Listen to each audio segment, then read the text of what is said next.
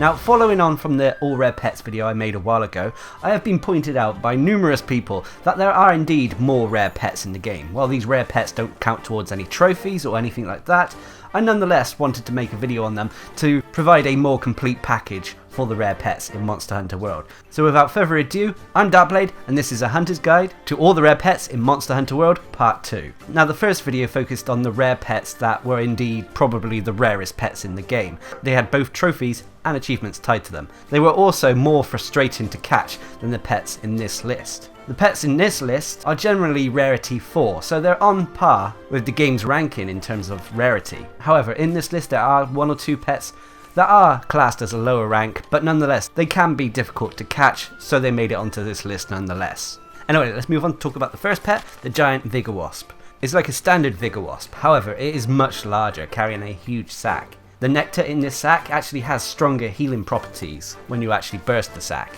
Now, this creature is found in the ancient forest, and I found it there during the night. The next rare pet is the phantom flutterfly, which is found again in the ancient forest. Now, this butterfly is slightly larger than the standard cobalt butterflies you find in the area. It also has green and yellow patterns on it, although at certain angles it will just simply look black. Now, I've been told that this butterfly can only really be found during the night, but nonetheless I was able to find it during the day, so it's always worth keeping an eye out for it if you're missing this rare pet. Next is the forest pteryx, which is only found in the ancient forest. Now, this looks like a standard pteryx you can find in the ancient forest. However, if you look more closely, you'll find that this one has purple and blue wings, making it stand out a little bit more, but as a result making it a lot rarer. Anyway, once you see one, equip your capture net and try to capture it. Next is the gastronome tuna, which can be found in every location bar the coral highlands.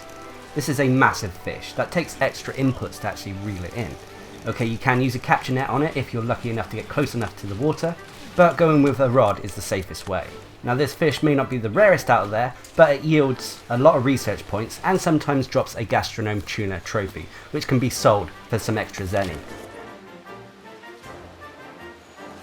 Next is the king marlin, which can be found in the ancient forest. I actually found this in the same location as the gastronome tuna. Now, this is one of the rarer fish to catch, and again it takes a few extra input commands to actually reel it in. Also, this fish normally stays away from the shore, so it's hard to actually make use of the capture net to grab it. You have to fish. If you're having trouble, use a bug bait to actually reel it in a little bit easier. Next is the pilot hare, which is a pink looking rabbit. This is an alternative version of the standard brown hares that you find in both the ancient forest and the wildspire waste. They're pretty easy to spot, but can be spooked very easily. I also suspect that these don't appear when there is bad weather around. Next is the gold hercudrone, which is very similar to the prism hercudrone. Now, I've only been able to find this in the wildspire waste, and it only seems to come out when it's nighttime. Next is the wriggler queen, which is only found in the coral highlands. These pink or reddish versions of the standard wrigglers only come out at night, and they can be very difficult to catch. However, if you make use of the gilly mantle or approach them while crouching, you should be easily able to catch yourself one. Next is the dapper coral bird, which is again only found in the coral highlands. Now, this is the male that you often find hanging around groups of females. So if you see a group of coral birds, go over to them. If you see one that's slightly pinker than the others, slightly maybe bigger as well, that is the dapper coral bird. There is also speculation that this guy really only comes out in the daytime as well. And lastly, in the coral highlands is the grandfather mantigrel. Now, while these aren't the rarest of pets, they nonetheless can be sometimes tricky to grab. Now, they're found all over the place. However, to actually catch yourself one, you either have to be able to get yourself in range with your capture net, which can be difficult to do, or an easier way is to simply pick up a stone and shoot it at the creature. This will make it drop out the sky, where you can use your capture net on it to grab yourself one. Next is the auger fly, which can be found in every single location in the game, so Ancient Forest, Wildspire Waste, Coral Highlands, Rotten Vale, and Elder's Recess. This is one of the dragonfly looking creatures that lights up different colours if you're in combat and such, but it says it only appears during the rain. I assume in the Wildspire Waste it means when there's a sandstorm, so whenever you notice there is bad weather, look out for the omen flies to see if you can find one of the rare auger flies.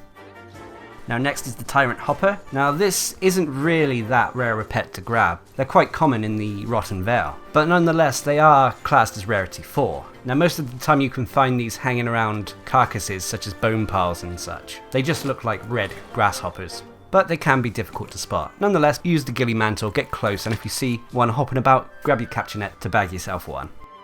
Next is the moonlight gecko. Now this can be found in two places, either the Rotten Vale or the Elder's Recess. Now these guys always hang out around patches of bright moss. So every time you go past, take a look on the walls, and if you see a shiny lizard running around, that's normally the moonlight gecko, in which case equip your capture net to bag yourself one.